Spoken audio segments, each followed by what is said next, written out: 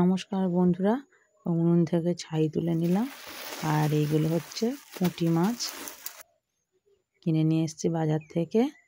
দেখো কত পুঁটি মাছ।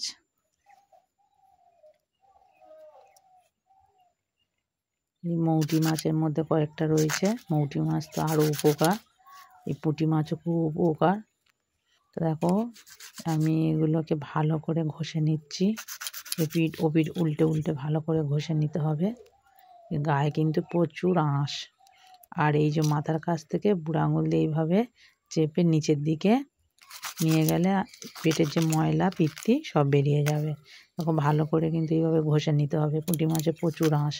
এইভাবে ঘষে ঘষে ঘষে ঘষে ঘষে নিলে এরকম মাটিতে ফেলে আঁশগুলো আমনা আমনি উঠে যাবে। এই মাথার কাছ থেকে এইভাবে দেখো, মাথার কাছ থেকে টিপে এইভাবে পেটের দিক দিয়ে নিচ দিয়ে বের করলে ময়লা পিত্তি সব বেরিয়ে, দেখো পিত্তিগুলো কীভাবে গোটা গোটা সব বেরিয়ে গেছে।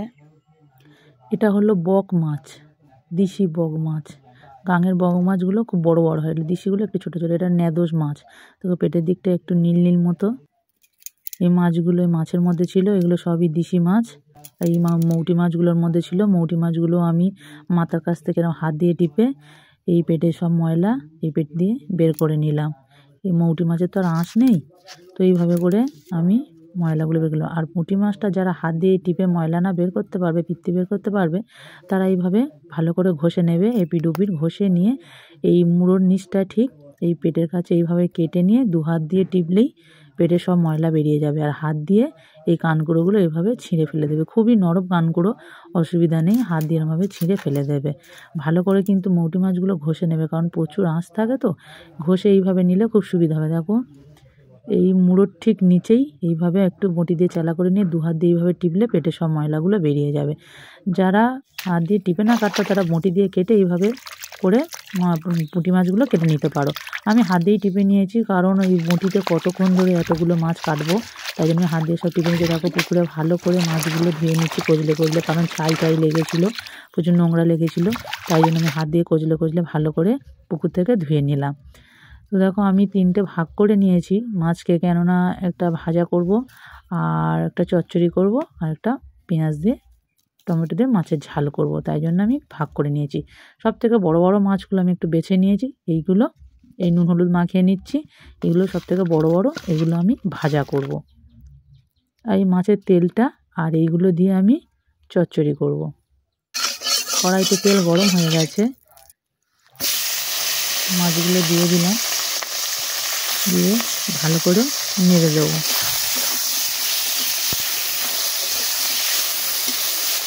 নেড়ে দিয়ে এইভাবে খুন্তি, দেখো খুন্তির ডগাটা দিয়ে এইভাবে আস্তে আস্তে করে সব মাছগুলো একে একে এরকম বিছিয়ে দিতে হবে, যেন কারোর গায়ের ওপর কেউ না থাকে, তাহলে ভেঙে যাবে, উঠবে না, আর লাল লাল করে ভাজাও হবে না। তারপর আমি সব কি সুন্দর করে সব মাছ একে একে সব ছড়িয়ে দিয়েছি। দেখো কি সুন্দরভাবে উঠে যাচ্ছে। দেখো পিঠটা কেমন লাল লাল হয়েছে। লাল লাল করেই আমি সব মাছগুলো ভেজে নেব। এমনি মাছ ভাজা তো খাওয়া যায়, কিন্তু এটা একটু অন্যরকমভাবে করব। তোমরা দেখো আমি এতে আর কি কি দিই আর কীভাবে করি। দেখো মাছগুলো সব আস্তে আস্তে একে একে সব কি সুন্দর উল্টে যাচ্ছে, কোনো অসুবিধা হচ্ছে না। সব মাছগুলোকে এইভাবে কিন্তু উল্টে উল্টে ভালো করে সব ভেজে নেব।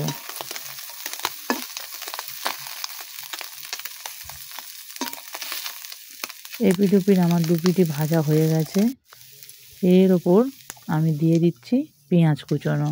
এই পেঁয়াজগুলো পাতলা পাতলা করে কুচে নিয়েছি, এই পেঁয়াজগুলো এর ওপর দিয়ে দিলাম।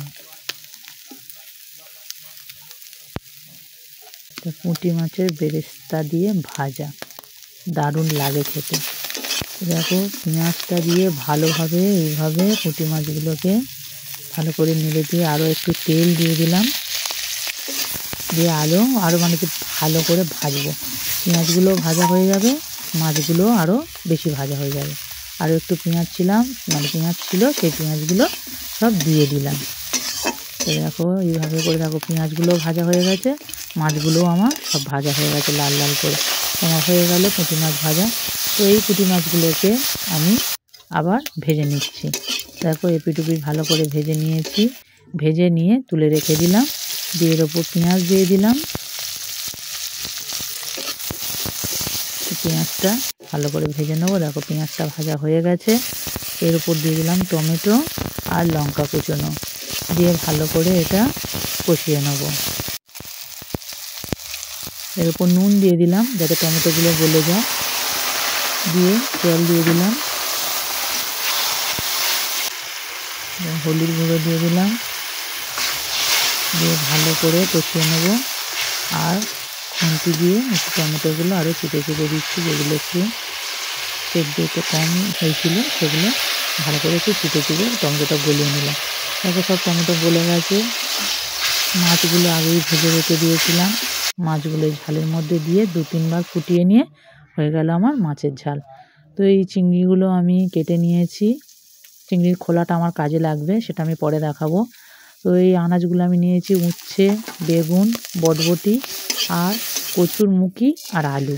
এই আনাজগুলো আমি সব কেটে নিয়েছি। 5 ফোড়ন দিয়ে দিলাম, পেঁয়াজ দিয়ে দিলাম। 5 ফোড়ন আর পেঁয়াজটা খুব বেশি ভাজবো না, একটু হালকা করে ভেজে নিয়েছি, কারণ এই সবজিগুলো দিয়ে আবার ভাজবো বলে, ওই জন্য খুব বেশি ভাজলাম না। তো এই পেঁয়াজটা 5 ফোড়নটা এই সবজিগুলোর সঙ্গে ভালো করে মিশিয়ে নিয়ে দেখো ভালো করে একটু ভাজা ভাজা করে নেবো। এর ওপর নুন দিয়ে দিলাম, হলুদ গুঁড়ো দিয়ে দিলাম, দিয়ে ভালো করে ভাজা ভাজা করে নিয়ে তারপর আমি চাপা দিয়ে দেবো। লঙ্কা কোচানোও দিয়ে দিলাম। আমরা গুঁড়ো লঙ্কাটা খুবই কম খাই, বেশিরভাগ আমি কাঁচা লঙ্কাটা দিয়েই তরকারি করি। তো দেখো আমি বললাম চিংড়ির খোলাটা আমার কাজে লাগবে। আমি এই চিংড়ির খোলাগুলোকে এবার বেটে নেব। তরকারির যা স্বাদ হতো এই চিংড়ির খোলাটা দিলে তার থেকে দ্বিগুণ স্বাদ হয়ে যাবে। তোমরা একবার করে দেখতে পারো বন্ধুরা। তোমাদের যদি মিক্সার মেশিন থাকে মিক্সার মেশিনে বেটে নিতে পারো। আমি শিলনোড়াতে বেটে নিয়েছি। দেখো এই বাটা হয়ে গেছে। আমি মসৃণ করে বাটতে পারিনি, কারণ আমার হাতের বুড়ো আঙুলটা ভাঙা, তাই আমি বেশি ভালোভাবে বাটতে পারি না। তো আমি জল দিয়ে এইভাবে করে হাতে ছেঁকে নিচ্ছি। যদি ছিবড়েগুলো থাকে তাহলে ছিবড়েগুলো হাতে পড়বে আর সেই ছিবড়েগুলো ফেলে দেবো। এই যে ছিবড়েগুলো, এই ছিবড়েগুলো ফেলে দিচ্ছি। ভালো করে একটু বেটে নিলে তাহলে আর এই ছিবড়েগুলো থাকে না। তো এইভাবে করে আমি আস্তে আস্তে করে জলটাকে ছেঁকে ছেঁকে নিয়ে এই ছিবড়েগুলো সব চিপে ফেলে দেবো। আর এই জলটাকে আমি তাকে চচ্চড়ির মধ্যে দিয়ে দিচ্ছি। দেখো কত ঘন কি সুন্দর হয়েছে।